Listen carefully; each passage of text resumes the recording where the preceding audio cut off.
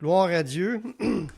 Comme d'habitude, pendant la réunion de prière, vu qu'on parle des sujets de prière, on est en train de regarder ensemble notre étude sur la prière, le guide de prière. Puis aujourd'hui, le sujet qu'on va regarder ensemble, c'est prier pour que Dieu nous rende persévérants.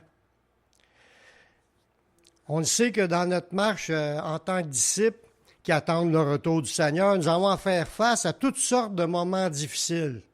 Il y en a qui sont prêts à lever leurs mains.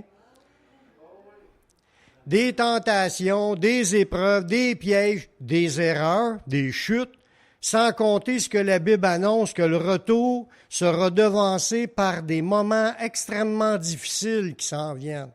Déjà, on le sent que c'est plus dur à vivre depuis une couple d'années, la pandémie, puis là, les catastrophes, les risques de guerre nucléaire, puis souvent des tremblements de terre ou des tornades ou des affaires qui arrivent un peu partout. C'est sûr que nous, si ça n'arrive pas au Québec, ça arrive à quelque part, puis il y a des chrétiens qui vivent ça, là.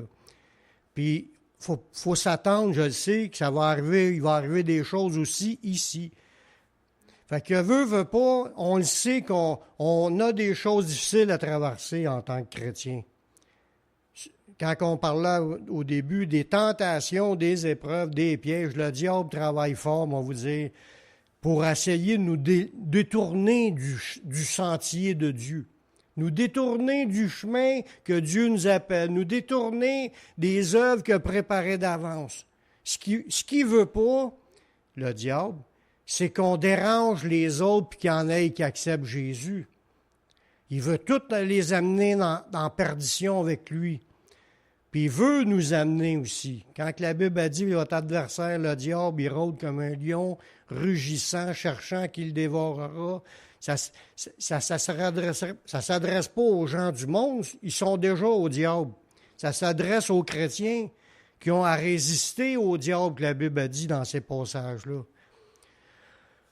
Fait que la Bible nous enseigne, puis ça c'est ce qu'on va regarder ce soir, qu'on doit prier afin que Dieu prépare un moyen pour nous, afin qu'on passe à travers des diverses circonstances dans notre vie, puis qu'on persévère dans l'appel qu'il nous a fait. Parce que c'est ça qui est le but, qu'on persévère jusqu'à la fin. On va regarder ensemble des versets qui parlent là-dessus ce soir, puis moi je pense que c'est un des plus gros sujets de prière qu'on doit avoir. Prier pour avoir la force de persévérer, pour passer à travers ce qu'on vit présentement. Ça veut dire quand on parle de passer à travers, c'est qu'on s'accroche par la foi, que Dieu est avec nous, puis avec Dieu, on va passer à travers. C'est ça. On n'est pas exempt des problèmes. C'est qu'avec Dieu, on peut avoir une force pour être capable de surmonter ces problèmes-là. Ce qu'on a besoin d'être, toujours armé, c'est de la persévérance dans la foi pour obtenir ce qui est promis. Puis ça, parce que Dieu a des promesses pour toutes les situations. Peu importe ce qu'on traverse, il y a des promesses pour cela. Il nous dit d'aller à lui, faire connaître tous nos besoins. Fait que c'était déjà prévu dans son plan qu'on le prie, puis qu'on lui demande selon nos besoins. Mais Dieu a des promesses pour nous. Mais regardons dans Hébreux, chapitre 10, à partir du verset 36. Selon le sujet de ce soir, « Car vous avez besoin de persévérance. »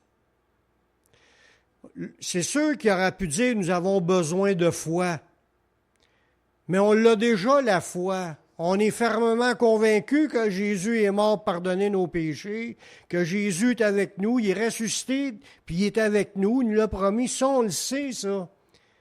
Puis il dit pas que vous avez besoin de foi, il dit que vous avez besoin de persévérance, d'être capable de continuer à garder la foi. On l'a déjà, mais les épreuves, c'est des épreuves de notre foi. Quand ça va mal, c'est toujours notre foi qui est mise à l'épreuve.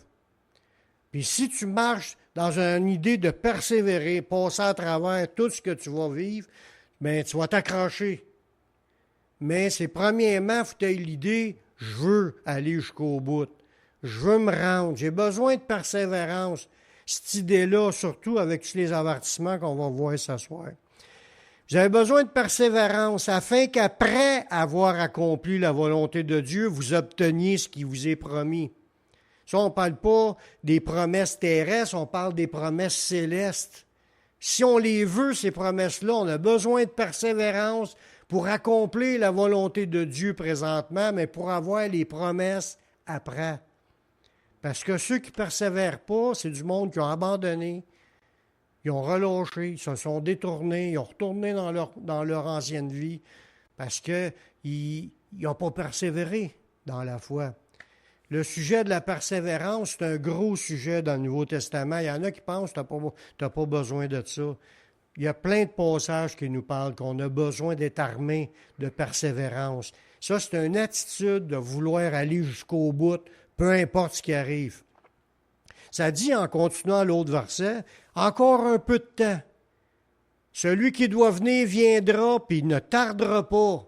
Jésus l'a promis. Il va revenir. Encore un peu, encore un peu. On va se dire ça jusqu'à la fin de notre vie. On t'offre encore, on t'offre encore. » Ça dit, le verset 38, « Mon juste vivra par la foi. » Fait que la persévérance, ça fait partie de la foi. Il dit, tu as besoin de persévérance, puis quand tu marches, puis encore un peu de temps, puis encore un peu, puis je continue, je ne lâche pas. Mais il dit, mon juste va vivre par sa foi. Parce que c'est grâce à la foi qu'on devient persévérant. Plus que tu veux, plus tu vas t'accrocher, plus tu t'accroches, plus il va te fortifier, plus tu vas persévérer, plus tu t'accroches, plus tu te fortifies. Tu t'accroches, puis tu reçois de lui ce que tu as besoin pour être persévérant. Ça dit, mon juste vivra par la foi, mais s'il se retire, mon âme ne prend pas plaisir en lui. Fait que Dieu ne veut pas des gens qui se retirent, il veut des gens qui ne lâchent pas. Même si l'idée nous vient de lâcher, même si notre cœur il semble fatigué, puis il est prêt à vouloir lâcher, même si notre corps n'a même plus d'énergie, puis n'a plus de force, puis elle aussi veut lâcher. Notre homme intérieur, l'homme spirituel, l'homme régénéré, l'homme rempli de foi, va crier à Dieu, puis il va demander à Dieu d'avoir la force pour être capable de continuer à aller de l'avant. On a besoin de ça. Sinon, si on fait partie de ceux qui se retirent, mais ils se retirent pour se perdre. C'est ce que ça dit on ne l'a pas vu, c'est l'autre verset après. Nous, en parlant de les disciples remplis du Seigneur, l'apôtre Paul qui parle, là, nous ne sommes pas de ceux qui se retirent pour se perdre, mais de ceux qui ont la foi pour sauver leur âme. Voulons-nous vraiment être sauvés? On veut-tu rentrer au ciel, dans la vie éternelle? C'est ça, on parle de ça, là. On parle de perte, puis on parle de sauver. Si on veut vraiment, il faut être prêt à foncer jusqu'au bout. Il faut être prêt à aller chercher à Dieu la force qu'on a besoin pour tout faire les efforts qu'on aura à faire pour le reste de notre vie. Peu importe ce qui arrive comme problème, même si on sera en train de mourir de faim parce qu'il n'y aura plus de nourriture à manger, puis que le pays est dévasté par la guerre, puis peu importe ce qui arrive, puis ils sont obligés d'être itinérants dans la rue à quelque part, tant qu'on va respirer, il faut rester accroché au Seigneur, puis rester fidèle au Seigneur. Amen. La persévérance dans notre marche, par la foi, nous sauvera.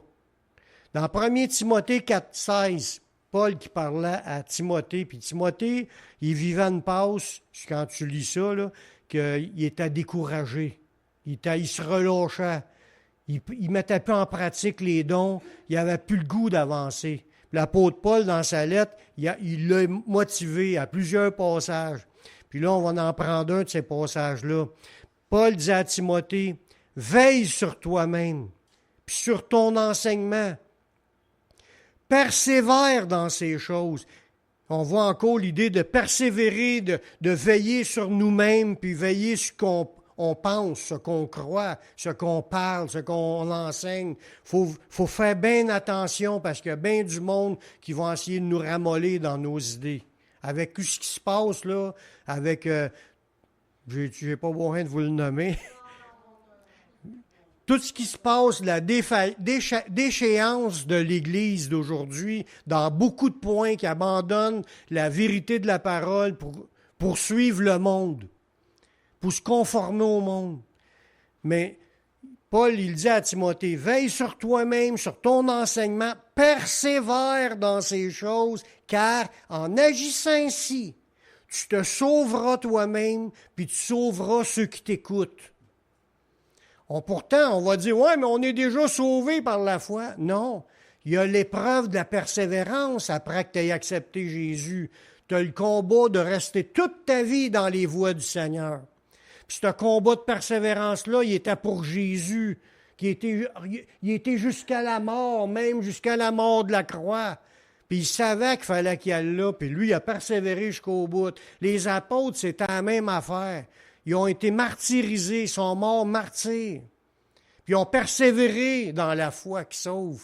Puis ils n'ont pas relâché. C'est pour ça que Paul, lui dit, je tiens pas compte de ma vie comme ça sera précieuse. Il dit, pourvu que j'accomplisse ma course avec joie. Lui, c'est de servir le Seigneur avec joie, peu importe ce qu'il y avait à vivre comme épreuve. C'est la même chose qui doit nous animer, puis on a besoin de persévérance, frères et sœurs. La persévérance dans les épreuves, les tentations, la chute de plusieurs nous sauvera. Si on persévère, quand ça va aller bien mal sur la terre, ça va nous sauver. On va persévérer dans la foi au Seigneur, puis à vouloir mettre en pratique ce que le Seigneur nous demande.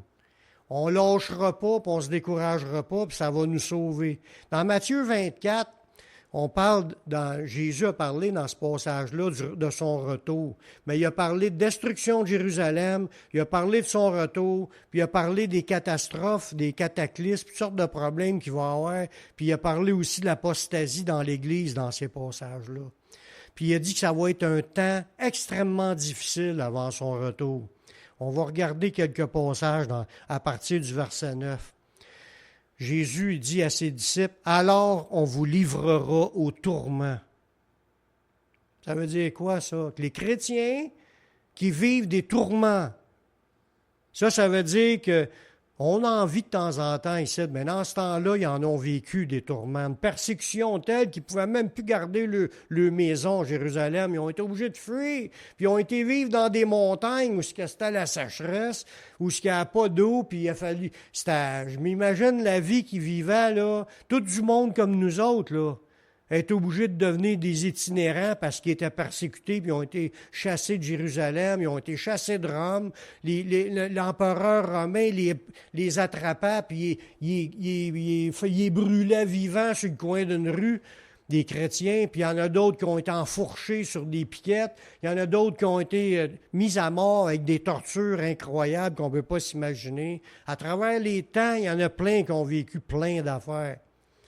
Puis la misère, ils n'ont pas besoin d'aller si loin. Là. Présentement, il y a des pays les chrétiens sont persécutés, ils ont perdu leur maison, tout est démoli, ils n'ont plus de biens, ils se fient sur l'aide internationale ou le secours qui pourrait arriver pour se nourrir. C'est de la misère. Alors, regardez les Ukrainiens, ils ont perdu tous leurs biens. Il y a plein de chrétiens dans ce pays-là. Puis dans d'autres pays, c'est la même chose. Il y a des pays que les chrétiens se sont fait tout massacrer. Puis ça, Jésus dit, on vous livrera au tourment et l'on vous fera mourir. C'est des choses pour nous avertir que les chrétiens ne sont pas bien vus. Vous serez haïs de toutes les nations. Ça veut dire que tu as un pays qui va aimer les chrétiens. Il dit, vous allez être haïs de toutes les nations. On va trouver du monde qui haït les chrétiens partout. Je ne te dis pas qu'il n'y en a pas qui aiment les chrétiens, mais il y a du monde qui aime les chrétiens. Mais il y a du monde qui haïsse les chrétiens dans tous les pays, peu importe où ce que nous sommes, à cause de mon nom. Quand tu veux marcher avec Jésus, faut que tu t'attendes que ça puisse barder, puis que tu vas te sentir rejeté, puis de regarder de travers, que le monde te parle dans le dos, puis que le monde, tout dépendant des pays, il y en a qui se font couper la tête. Puis là, Jésus dit, à cause de tous ces problèmes-là, Jésus dit, alors aussi, plusieurs succomberont. Il parle de chrétiens qui vont abandonner. L'apostasie. C'est ça, l'apostasie, ça veut dire abandon de la foi. Fait qu'il y a plusieurs qui vont apostasier, puis là, qu'est-ce qui va arriver avec ça? Ils se trahiront. Ça veut dire qu'il peut y avoir du monde qu'on aime, qui sont proches, sont assis dans l'Église aujourd'hui, qui vont abandonner le Seigneur, puis ils vont trahir ses proches qui étaient chrétiens. Ils se trahiront, ils se haïront les uns les autres. Puis là, ça va faire qu'il va y avoir une flambée, une montée de faux prophètes.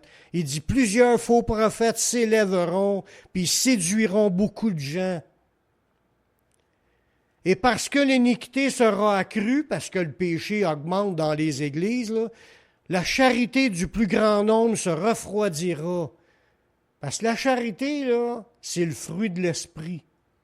C'est le Saint-Esprit qui produit l'amour en nous. C'est dans le fruit de l'esprit, c'est le mot charité, c'est la même affaire. Puis à cause que les gens dans les églises vont marcher dans le péché, mais l'amour dans l'Église va rétrograder. La charité, c'est l'amour de Dieu en nous. La charité va s'éteindre, les églises vont être charnelles, ils vont saillir, il va y avoir plein de faux prophètes mêlés avec tout ça. C'est écrit si on est rendu là, frères et sœurs. Mais, il y a un gros mais, là, c'est Jésus qui parle, là. Celui qui persévérera jusqu'à la fin sera sauvé. On voit encore là-dedans l'idée de persévérer dans toute immensité de déchéance dans les églises charnelles de la fin des temps. On est rendu là. C'est pour ça que s'il y a des choses qui nous déplaisent, il faut se mettre à prier, parce que c'est Dieu qui est notre force. Puis demander de nous donner la force de persévérer malgré. Parce que même si une personne devient charnelle dans l'Église, puis elle dira de quoi qui nous déplaît, mais en priant, là, il n'y a rien qui nous dit que Dieu ne la relèvera pas, puis elle ne se fortifiera pas dans le Seigneur à cause de tes prières, puis que là, on va être en feu pour Jésus. Fait qu'on n'est pas là. On est là pour manifester l'amour de Dieu. C'est la vie charnelle, la vie dans le péché qui fait que le monde va saillir, se trahir, puis que les églises n'auront pas d'unité. Il ne faut pas oublier que la persévérance dans l'obéissance et le service, parce qu'on veut pas, quand on s'est engagé à suivre Jésus, on s'est engagé, on est devenu des esclaves de Christ. On est des esclaves de Christ. On n'est pas des juste, on l'a accepté puis on peut faire tout ce qu'on veut. Pas du tout. On est devenus les esclaves de Jésus puis on est à son service. Mais ça, quand on est dans son service, il dit on va être heureux dans notre activité. Ça prend encore de la persévérance à servir Dieu. Parce que des fois, on peut être porté à relâcher, mais il faut persévérer dans l'obéissance à la parole. Dans Jacques 1,25, ça dit « Celui qui aura plongé les regards dans la loi parfaite, la loi de la liberté, et qui aura persévéré. » On plonge nos regards dans la Bible pour la mettre en pratique, puis on veut persévérer à la mettre en pratique. N'étant pas un auditeur oublieux, mais se mettant à l'œuvre, celui-là sera heureux dans son activité. Ça veut dire que quand tu sers le Seigneur puis tu es persévérant, il y a une joie qui est là. Des fois, si on ne sent plus la joie, il y a quelque chose qui se passe. Des fois, parce qu'il y en a qui ont été dans la joie, dans le sens prêts à aller jusqu'au bout, malgré les problèmes. Parce que la joie ne vient pas des choses qu'on vit, la joie vient du Seigneur. C'est la joie produite par le Saint-Esprit, c'est cette joie-là qu'on a besoin. Ça fait encore partie du fruit de l'Esprit. La persévérance dans la communion avec Dieu et avec les autres amène aussi une bénédiction de la part de Dieu. Parce que si tu aimes ton prochain puis tu es là pour eux, mais Dieu nous bénit. Parce que ça nous le dit de supporter les fardeaux les uns des autres, de s'aimer les uns les autres, puis de se pardonner réciproquement. Puis quand on vit ça, là, on se sent en paix, puis on est heureux. La joie du Seigneur va être là. Dans Actes 2,42, c'était ça que les premiers chrétiens vivaient. Ils persévéraient dans l'enseignement des apôtres, dans la communion fraternelle, dans la fraction du pain et dans les prières. Même si ça allait mal, ils persévéraient. Même s'il y avait des persécutions, des tribulations, des attaques du diable, parce qu'il y en avait dans ce temps-là, la même chose qu'il y en a aujourd'hui, ils persévéraient à écouter la Bible, à entendre les enseignements, à communier avec les frères et sœurs, c'est qu'ils allaient à l'église, ils mangent ensemble, puis ils priaient ensemble. Ça, c'est des signes d'une église en santé. Quand les chrétiens sont là puis ils persévèrent, c'est des signes qui sont en santé. Puis ça dit que la crainte s'emparait de tous, puis il se faisait beaucoup de prodiges et de miracles par les apôtres. La bénédiction de Dieu était là. Jésus nous dit que la force de persévérer provient de la prière. C'est pour ça qu'on est dans la réunion de prière, puis on veut prier pour que Dieu nous donne la force, hein? Mais dans Luc 21, 36, ça dit « Veillez donc et priez en tout temps », c'est Jésus qui parle encore, « afin que vous ayez la force. » C'est ça qui est. Priez tout le temps afin que vous ayez la force. Souvent, quand on néglige la prière, on devient faible, on devient ramolli spirituellement. Mais si tu pries tout le temps, tu vas avoir la force d'échapper à toutes ces choses qui arriveront, puis tu vas paraître debout devant le Fils de l'homme. On veut-tu être debout quand Jésus va arriver, ou on veut être endormi ou mort spirituellement? Craignez qu'il ne vous trouve endormi à son arrivée soudaine. C'est un autre verset, ça. Il ne veut pas qu'on soit endormi, il veut qu'on soit debout. Pour ça, il faut prier tout le temps. Puis si on a négligé la prière, il faut s'y remettre. On est encore vivant, il est encore le temps de se reprendre. Nous ne savons quand Jésus reviendra, craignez qu'il ne nous trouve endormis à son retour. On voit encore la persévérance à veiller. Veiller, là, c'est le contraire de dormir. Quand on prêche le réveil, ça veut dire que du monde sont endormis, mais on veut les réveiller. C'est les sortir du sommeil pour les amener à être réveillés, qu'ils soient actifs spirituellement parlant, connectés, dans la prière, ils ne lâchent pas, puis ils servent le Seigneur. C'est de même que le Seigneur veut nous trouver des bouillants. Amen. Dans Marc 13, 35, ça nous dit « Veillez donc, car vous ne savez quand votre maître viendra, quand viendra le maître de la maison, ou le soir, ou au milieu de la nuit, ou au chant du coq, ou le matin. Craignez qu'il ne vous trouve endormis à son arrivée soudaine. Ce que je dis, je le dis à tous. Veillez. » On a à être debout pour rester dans le réveil. C'est un ordre. Parce que ceux qui dorment, ils ne rentrent pas. Ils n'ont pas entretenu le lampe est éteinte. Les vierges folles, c'est ça qui est arrivé. Tout le monde s'est endormi, mais il y en a qui s'étaient préparés, puis les autres ne se préparaient pas. Il n'y avait pas d'huile dans le lampe. La persévérance dans la foi et notre marche avec Jésus nous fera bénéficier de sa protection. Dans Apocalypse 3.10, on voit encore l'idée de la persévérance là-dedans. Il dit, parce que tu as gardé la parole de la persévérance en moi, voyez-vous, on garde sa parole, l'idée de persévérer en Jésus. Est-ce qu'on a cette pensée-là? Moi, je l'ai. J'en parle la soirée. Il faudrait que tout le monde soit comme ça. Moi, il faut que je persévère jusqu'à la fin. Il ne faut pas que je lâche. Je garde la foi. J'aime le Seigneur. Pas question qu'on abandonne les points de doctrine qui sont bibliques puis que poursuivre les modes du monde. On met en pratique la parole. On sert le Seigneur. C'est ça qu'il faut avoir comme pensée. Jésus dit à ceux-là qui sont bouillants comme ça, il dit, parce que tu as gardé la parole de persévérance en moi, Jésus, il donne une promesse. Je te garderai aussi à l'heure de la tentation qui va venir sur le monde entier pour éprouver les habitants de la terre. Il y a une épreuve, grande épreuve qui s'en vient pour éprouver les habitants de la terre lors de la venue de cet antéchrist-là puis de la marque de la bête. Les chrétiens vont avoir à combattre pour résister ça. C'est un heure de tentation qui va venir sur le monde entier pour éprouver les habitants de la terre. Tout le monde, ça dit que les petits, les grands, les riches, les pauvres, les libres et les esclaves reçurent la marque.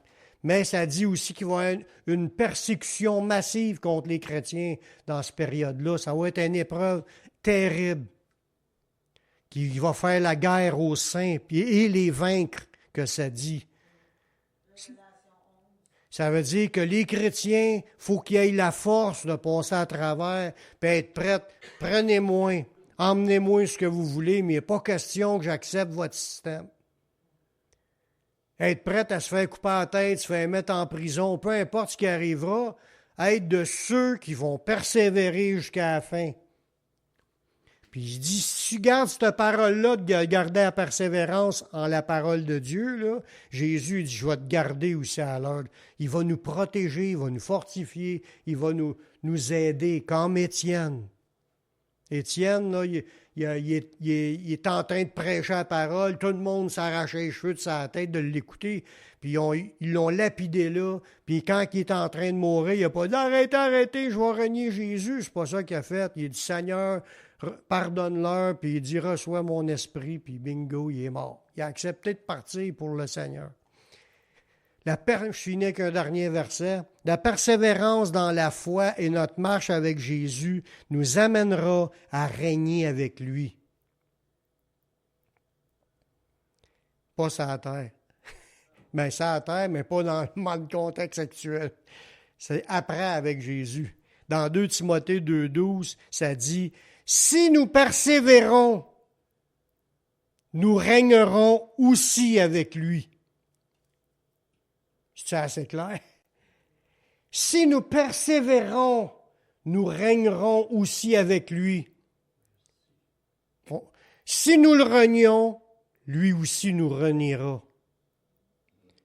Mais si nous persévérons, nous régnerons aussi avec lui. Amen.